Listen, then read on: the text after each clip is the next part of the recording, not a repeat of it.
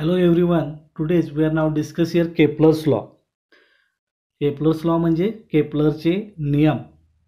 So planetary motion had been observed by astronomers since ancient time. Before Galileo, all observation of the planet's position were made with naked eyes. तर या ठिकाणी प्राचीन कालापासून मानव ग्रहांच्या स्थितीचं निरीक्षण करत आलेलं आहे. म्हणजे प्राचीन काळापासून या ठिकाणी ग्रहांची स्थिती जी काय असते याचं जे निरीक्षण आहे ते करत आलेलं आहे. गॅलिलिओच्या आधी हे निरीक्षण केवळ म्हणजे गॅलिलिओची जी काही टेलिस्कोप होती तिचा शोध लागण्यापूर्वी या ग्रहांचं निरीक्षण हे आपल्या उघड्या डोळ्यानं केलं जात असत. By the 16th century, a lot of data were available about the planetary position and motion. Johann Kepler studied these data and he noticed that the motion of planet follows certain laws. He stated 3 laws describing planetary motion and these are known as Kepler's law, which are given below. तर 16व्या शतकापर्यंत ग्रहांची स्थिती व गतीविषयक बरीच माहिती उपलब्ध झाली होती. योहानस केपलर नामक शास्त्रज्ञाने ही सर्व माहिती अभ्यासली. त्यांनी त्याचा अभ्यास केला आणि त्यांना आढळून आले की ग्रहाच्या गतीला काही विशिष्ट नियम आहेत आणि त्यांनी त्या ग्रहाच्या गतीविषयी 3 नियम मांडले आणि त्यालाच आपण केपलरचे नियम म्हणतो आणि तेच या ठिकाणी आपल्याला अभ्यास करायचा आहे. So do you know an ellipse is the curve obtained when a cone is cut by an inclined plane. It has 2 focal points. The sum of the distance to the 2 focal point from every point on the curve is a constant.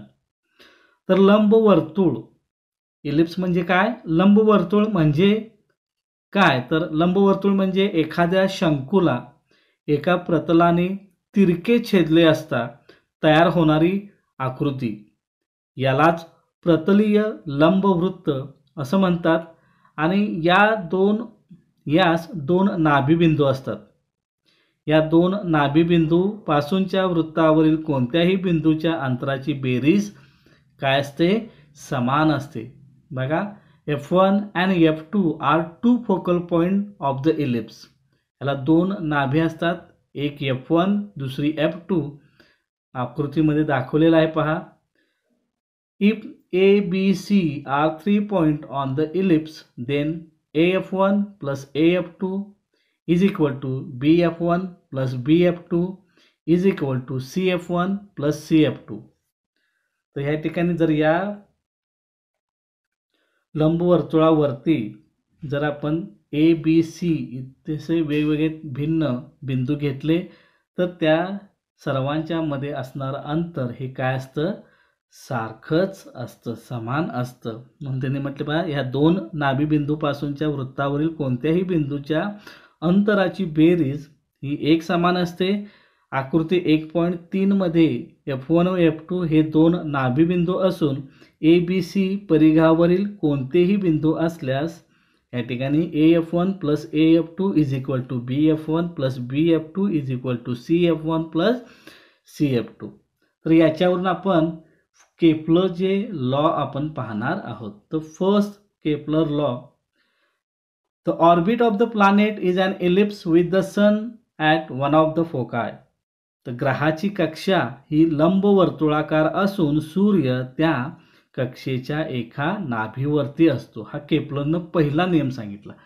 म्हणजेच तर ह्या ठिकाणी आपल्याला ग्रहाची जी कक्षा आहे ती कशी आहे? कक्षा तर लंबवर्तुळाकार आहे आणि या लंबवर्तुळाकार कक्षेच्या एका नाभीवरती कोण असतो? सन असतो. या ठिकाणी सांगितलेलं आहे. This is the first Kepler's law. Figure 1.4 show the elliptical orbit of a planet revolving around the sun. The position of the sun is indicated by S. आकृती 1.4 मध्ये ग्रहाच्या सूर्याभोवतीच्या परिभ्रमणाची लंबवर्तुळाकार कक्षा दाखवलेली आहे आणि सूर्याची स्थिती S न दर्शवलेली आहे. हे नियम तुम्ही पाठच करायचे आहेत कारण की हा वारंवार प्रश्न परीक्षेला विचारला जातो. Kepler's second law,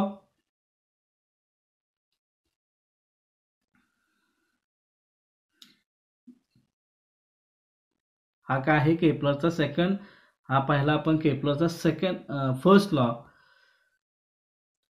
The line joining the planet and the sun sweeps equal areas in equal interval of time. The line joining the planet and the sun sweep equal areas in equal interval of time. ग्रहाला सूर्याशी जोडणारी सरळ रेषा ही समान कालावधीमध्ये समान व्यापन करते. म्हणजे या ठिकाणी ग्रहाला सूर्याशी जोडणारी सरळ रेषा ही समान कालावधीमध्ये काय करते, समान क्षेत्रफळ व्यापन करते. तर कशा पद्धतीनं, तर ह्या ठिकाणी आपल्याला सांगितले पाहतेनी A B and C D are the distance covered by the planet in equal time. आता ह्या ठिकाणी तुम्ही ए बी पहा कुठं आहे, तर त्या ठिकाणी ए बी आणि सी डी हे काय आहे सांगा. या ठिकाणी सांगितल्या पद्धतीनं are the distance covered by the planet in equal time, that is after the equal interval of time the position of the planet starting from A and C are shown and B and D respectively. त्या ठिकाणी A हा पहिला point असणार आहे आणि C हा पहिला point असणार आहे, B हा अंतिम आणि D हा अंतिम. जेव्हा त्यांचं मार्गक्रमण होईल तेव्हा ते त्यांचे पॉईंट असणार आहेत, बिंदू असणार आहेत. The straight line AS and CS equal area in equal interval of time, that is area ASB and CSD are equal. तर ह्या ठिकाणी काय म्हणते बघा, AS म्हणजे कुठला असणार आहे, AS is equal and CS is also equal. These two lines are equal.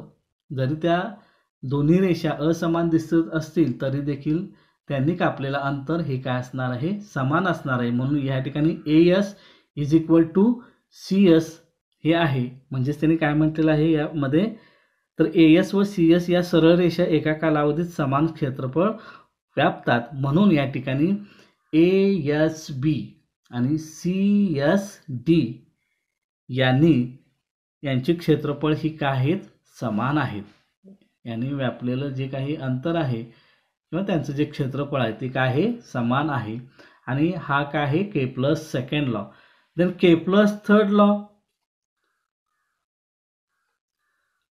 the square of its period of revolution around the sun is directly proportional to the cube of the mean of the distance of a planet from the sun. म्हणजेच सूर्याची परिक्रमा करणाऱ्या ग्रहाच्या आवर्तकालाचा वर्ग हा ग्रहाच्या सूर्यापासूनच्या सरासरी अंतराच्या घनाला काय असतो, समानुपाती असतो. म्हणजेच ह्या ठिकाणी म्हणते पहा, thus r is the average distance of the planet from the sun and t is its period of revolution. ग्रहाचा आवर्तकाल हा t असेल व सूर्यापासूनची सरासरी अंतर जर r असेल तर या ठिकाणी t square is directly proportional to the r cube, that is t square upon r cube is equal to constant k. म्हणजे या ठिकाणी टी स्क्वेअर म्हणजे काय असणार आहे, तर तो ग्रहाचा सूर्याभोवती एक फेरी पूर्ण केल्यानंतर त्याला आपण आवर्तकाल म्हणणार आहोत. त्या आवर्तकालाचा वर्ग हा ग्रहाच्या त्या दोघांच्या मध्ये असणाऱ्या अंतराच्या, सूर्यापासूनच्या सरासरी अंतराचा जो काही घन आहे त्या घनाला ते काय असणार आहे, समानुपाती असणार आहे. Kepler obtain this law simply from the study of position of planet obtained by regular observation, and he had no explanation as to why planet obeys the law. We will see below how these law helped Newton in the formulation of his theory of gravitation. केपलरचे हे नियम केवळ नियमितपणे निरीक्षण करून मापन केलेल्या ग्रहांच्या स्थानावरून शोधून काढलेले आहेत आणि या नियमांचं पालन ग्रह या नियमांचे पालन का करतात याचे कारण त्यांना माहीत नव्हते. गुरुत्वाकर्षणाचा सिद्धांत मांडताना केपलरच्या नियमांची कशी मदत झाली हे आपण पुढे पाहणार आहोत. धन्यवाद.